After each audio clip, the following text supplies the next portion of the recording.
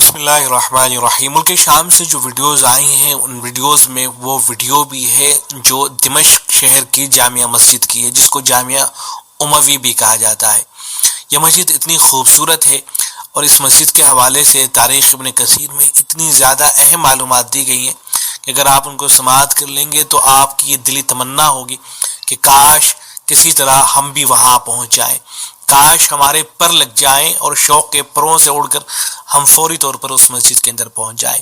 یہ جو شہر ہے اصل دمشق، یہ انتہائی قدیم شہر ہے۔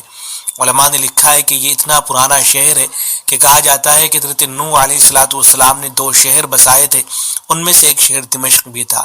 اور بعض لوگ کہتے ہیں کہ حضرت ابراہیم علیہ السلام کا ایک غلام تھا جس کا نام تھا دمشق، اس نے یہاں بستی بسائی تھی۔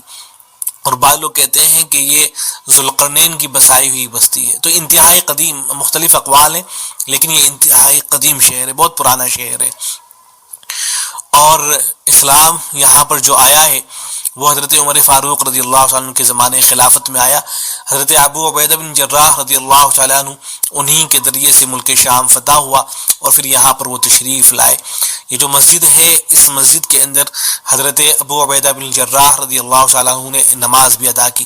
ایسے ہی ان کے علاوہ اور کئی صحابہ کرام ہیں جنہوں نے اس مسجد کے اندر نماز ادا کی۔ تو آپ اس مختصر تاریخ کو سنیے، سن کے آپ کو لگے گا کہ کاش ہم بھی وہاں پر کسی طرح سے پہنچ جائیں۔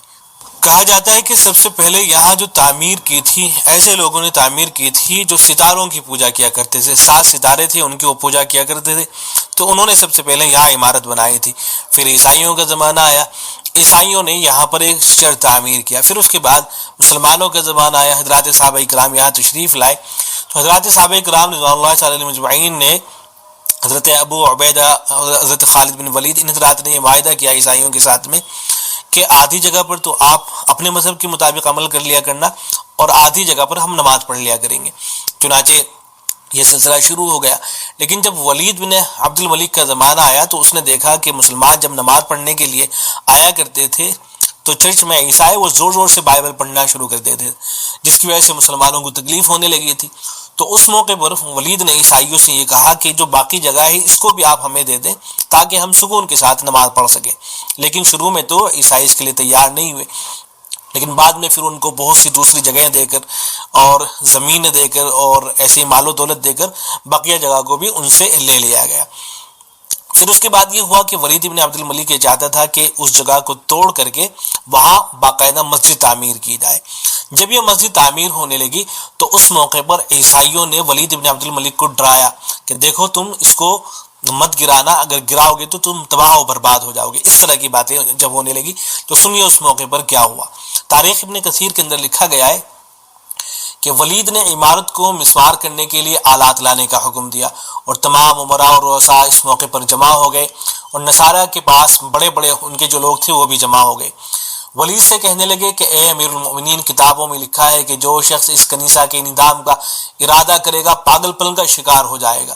ولید نے اس پر کہا کہ مجھے یہی بات پسند ہے کہ اللہ کے لیے پاگل ہو جاؤں، اور قسم ہے خدا کی کہ مجھ سے پہلے کوئی شخص اس کنیسہ کو ہاتھ نہیں لگائے گا اور نہ ہی اس کی کسی شے کو مسمار کرے گا۔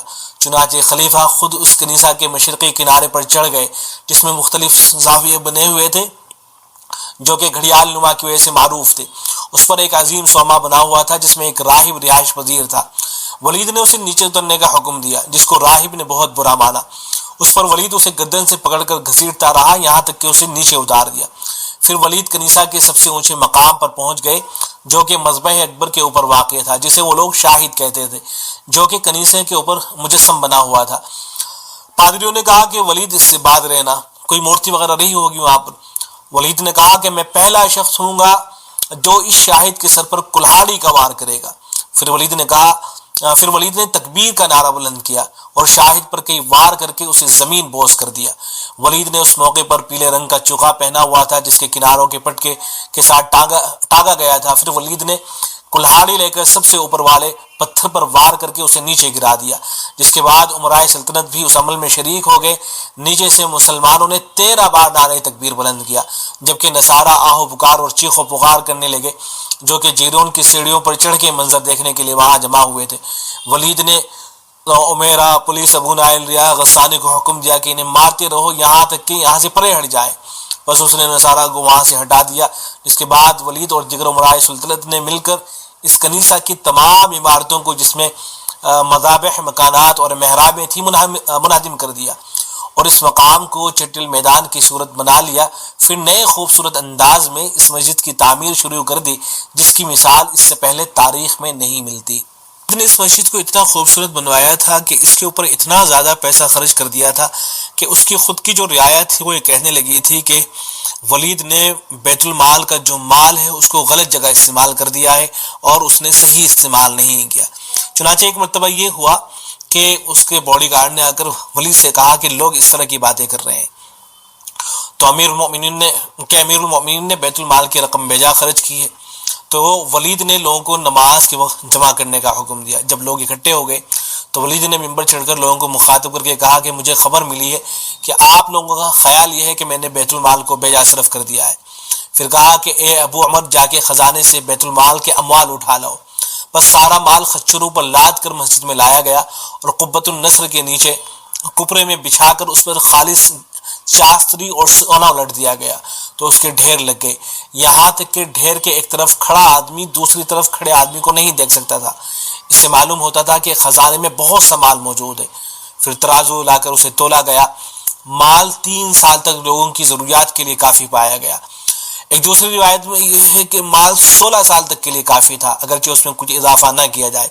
اس موقع پر ولید نے لوگوں سے کہا خدا کی قسم میں نے اس مسجد کی تعمیر میں بیت المال سے 1 کوڑی بھی خرچ نہیں کی. جو کچھ اس کی تعمیر پر خرچ ہوا ہے یہ میرا ذاتی مال تھا. اس پر لوگ بہت خوش ہوئے اور نعرے لگاتے ہوئے اللہ کا شکر ادا کیا اور خلیفہ کو دعائیں دیتے ہوئے واپس چلے گئے. ولید نے لوگوں سے کہا کہ اے اہل دمشق بخدا میں نے بیت المال سے کوئی چیز اس مسجد کی تعمیر میں خرچ نہیں کی. اس کی تعمیر میں نے اپنے ذاتی اموال سے کرائی ہے. میں نے تمہارے اموال میں سے کوئی چیز کم نہیں کی. پھر اس نے کہا کہ اے اہل دمشق تم اہل زمانے کے سامنے اپنی 4 چیزوں پر فخر کا اظہار کرتے ہو. ملک شام کی ہوا پر، پانی پر، اس کے پھلوں پر اور اس کے حماموں پر. میں نے چاہا کہ اس میں 5ویں چیز کا بھی اضافہ کر دوں، وہ یہ مسجد ہے. یعنی اب تم ایک اور 5ویں چیز ہے جس پر فخر کیا کرنا، وہ یہ مسجد ہوگی. علامہ ابن کثیر رحمہ اللہ کہتے ہیں کہ جامعہ دمشق میں درازی قد تک سنگ رخام لگا کر اس میں سنہرے، سبز، نیلے اور سفید نگینے جڑے گئے تھے اور لوگوں نے مشہور شہروں کے نقشے بنا دیے تھے. ان کی تصویریں، خاکے بنا دیے تھے. محراب پر خانہ کعبہ کا خاکہ بنا تھا. دائیں بائیں مشہور شہروں کے نقشے اور ان علاقوں میں موجود درختوں اور پھولوں کے خاکے بنائے گئے تھے. مسجد کی چھت پر سونے کا تلا کیا گیا تھا. دیواروں پر چاندی اور سونے کی زنجیریں خوبصورتی سے لٹکا دی گئی تھی. جا بجا شمع روشن کر کے رکھ دی گئی تھی اور یہاں ایک برتن رکھا گیا تھا جو نہایت چمکدار تھا، شیشے سے بنایا گیا تھا. اور یہ بھی کہا جاتا ہے کہ وہ شیشے کا نہیں تھا بلکہ خالص موتی کا تھا. موتی کا پتھر تھا جس کا نام اقلیلہ تھا. جب تمام شمع بجھایا کرتی تھی تو یہ موتی ساری مسجد کو روشن کر دیا کرتا تھا. پھر بعد میں چل کر یہ چوری بھی ہو گیا تھا لیکن پھر واپس لوٹ کے آیا. مسجد کی دیواریں سونے کے پانی سے لیپ دی گئی تھی. اس پر نہایت خوبصورتی سے کنکر بنائے گئے تھے. اور ولید نے شمالی مینارہ بھی تعمیر کرایا تھا جس کو اذان کا عروس، اذان کی دلہن میدنۃ العروس کہا جاتا تھا. اور پھر مشرقی مینارہ بھی بنایا گیا تھا. یہ جو مشرقی مینارہ تھا اس پر آگ بھی لگ گئی تھی اور کہتے ہیں کہ کہا جاتا ہے کہ یہ جو سفید مینارہ تھا اسی مینارے پر آخری زمانے میں حضرت عیسیٰ علیہ السلام نزول فرمائیں گے، جس وقت دجال کے ظہور پر سارے جہان میں ایک فتنہ سا برپا ہو چکا ہوگا، جس کا ثبوت صحیح مسلم میں نواس بن سمعان رضی اللہ تعالیٰ عنہ کی روایت میں ہے. کہتے ہیں کہ جب مسجد کی تعمیر مکمل ہوئی تو روئے زمین پر اس جیسی مسجد کہیں نہیں تھی، نہ ہی خوبصورتی میں نہ ہی فن تعمیر کے لحاظ سے. جو کوئی اسے یا اس کی کسی شعر کی طرف نظر ڈالتا تو چند گھڑی سکتے کے عالم میں محو حیرت اس کو دیکھتا رہتا. اس کی خوبصورتی، دل نشینی، حسن تعمیر اور حیرت انگیز اشیاء کی اس میں موجودگی دیکھنے والے کو محو حیرت اور اس کو اس مسجد کو دیکھتے رہنے کی طرف مائل کرتی. اور جب دیکھنے والا اسے دیکھتا اس کو ہر بار اس میں ایک نیا عجوبہ دریافت ہوتا نظر آتا. اس مسجد میں یونانیوں کے زمانے کی کچھ چیزیں رکھی ہوئی تھیں جن کی وجہ سے اس مسجد کی زمین پر حشرات، سانپ، بچھو، مکوڑے اور شیر قدم نہیں رکھ سکتے تھے۔ یہ بھی کہا جاتا ہے کہ اس مسجد میں پرندے تک گھونسلہ نہیں بناتے تھے، اور نہ ہی کوئی کبوتر یا کوئی جانور یا حشرات اس مسجد میں آ سکتا تھا جس سے لوگوں کو تکلیف پہنچتی ہو۔ اس جیسے اور بہت سے طلسمات مسجد کی چھت میں رکھے ہوئے تھے۔ پھر جب سن 471 کی رات میں اس میں آگ لگی تو اس میں موجود اکثر طلسمات ضائع ہو گئے۔ اس وقت فاطمین کی حکومت تھی۔ دمشق میں مختلف جگہوں پر یونانیوں نے طلسمات رکھے تھے جن میں بعض اب تک موجود ہیں۔ پھر یہاں ایک ستون کا بھی ذکر ہوا ہے۔ علامہ ابن تیمیہ رحمۃ اللہ علیہ ستون کے حوالے سے کہتے ہیں کہ یہاں ایک ظالم گنہگار مدفون ہے۔ یہ شخص کافر تھا۔ جب لوگ جانور کو اس کے گرد گھماتے تھے تو یہ جانور اس کافر کو دیے جانے والے عذاب کو محسوس کر کے شدت و خوف سے اس کا پیشاب نکل آتا تھا۔ اس لیے ہمارے زمانے میں، یہ علامہ ابن کثیر لکھ رہے ہیں کہ اس لیے ہمارے زمانے میں لوگ جانوروں کو لے کر یہود و نصاروں کی قبروں پر جاتے ہیں۔ جب جانور ان کی چیخیں سنتے ہیں تو ان کا پیٹ خود ہی جاری ہو جاتا ہے۔ اور مذکورہ ستون کا دیگر کوئی راز نہیں ہے۔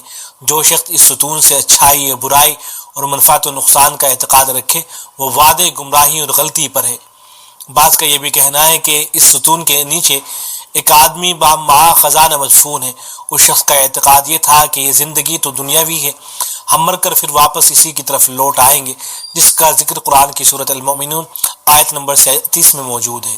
مشہور عربی شاعر فرزدق نے اس مسجد کے بارے میں کہا تھا کہ اہل دمشق روئے زمین پر جنت کے محلات میں سے ایک محل میں رہتے ہیں، اس لیے کہ ان کے پاس میں جامعہ دمشق ہے۔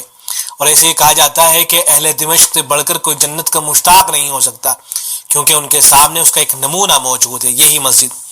بیان کیا جاتا ہے کہ جب عباس خلیفۃ المہدی بیت المقدس کی زیارت کی غرض سے دمشق میں داخل ہوا تو اسے جامعہ دمشق نے بہت متاثر کیا۔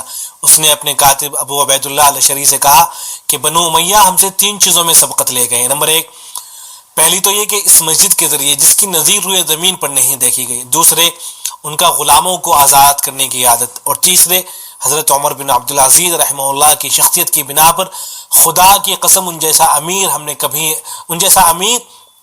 میں کبھی پیدا نہیں ہوگا۔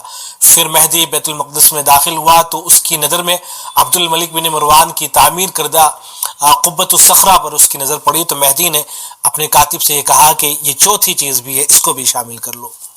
مشہور مورخ ابن عساکر کہتے ہیں کہ ابراہیم ابن ابی اللیث کاتب جب دمشق آیا تو اس نے اپنے کسی خط میں لکھا تھا دمشق کی تعریف کرتے ہوئے کہ پھر ہمیں موجودہ جگہ سے منتقل ہو کر دمشق جانے کا حکم ہوا، چنانچہ ہم ایسے علاقے میں پہنچے جس کی خوبیاں بے انتہا ہیں، باطن و ظاہر کے اعتبار سے ایک جیسا ہے، لوگ بھی اچھے ہیں، علاقہ بھی اچھا ہے، گلیاں ہیں کہ خوشبو کی وادیاں، سڑکیں کشادہ ہیں، آپ جہاں جائیں خوشبو کو اپنا استقبال کرتے پائیں گے، جہاں دیکھیں گے خوبصورت منظر آنکھوں کو خیرہ کر دے گا۔ اور جب آپ اس شہر کی جامعہ مسجد دیکھیں گے تو معلوم ہوگا کہ کوئی بھی مسجد اس مسجد کی تعریف اور اس صفت کو بیان نہیں، کوئی بھی اس مسجد کی تعریف اور صفت کو بیان نہیں کر سکتا، اور نہ ہی دیکھنے والا اس کی ہر چیز کا مشاہدہ کر سکتا ہے۔ مختصر یہ کہ یہ مسجد اس زمانے کا ایک خزانہ ہے، وقت کی نادر ترین شے ہے، عجیب ترین کرشمہ ہے۔ اللہ نے اس مسجد کے ذریعے یاد رکھا جانے والا سبق ذہن نشین کرایا ہے، اور نہ ہی آئندہ کبھی اس جیسی کوئی چیز بنا سکے گا۔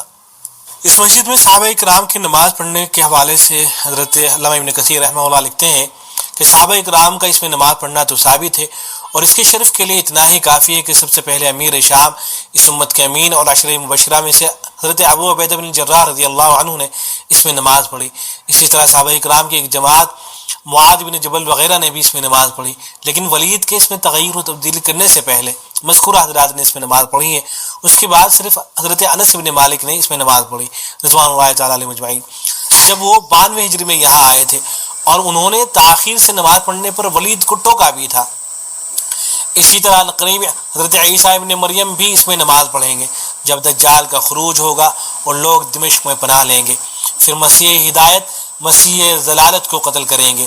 حضرت عیسیٰ علیہ السلام کا نزول نماز فجر کے وقت جامعہ دمشق کے مشرقی کنارے پر ہوگا۔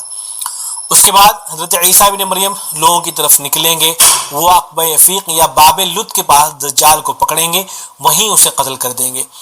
ہم نے قرآن آیت وَإِن مِّنْ أَهْلِ الْكِتَابِ إِلَّا لَيُؤْمِنُنَّ بِهِ قَبْلَ مَوْتِهِ کی تفسیر میں اسے وضاحت کے ساتھ بیان کر دیا ہے۔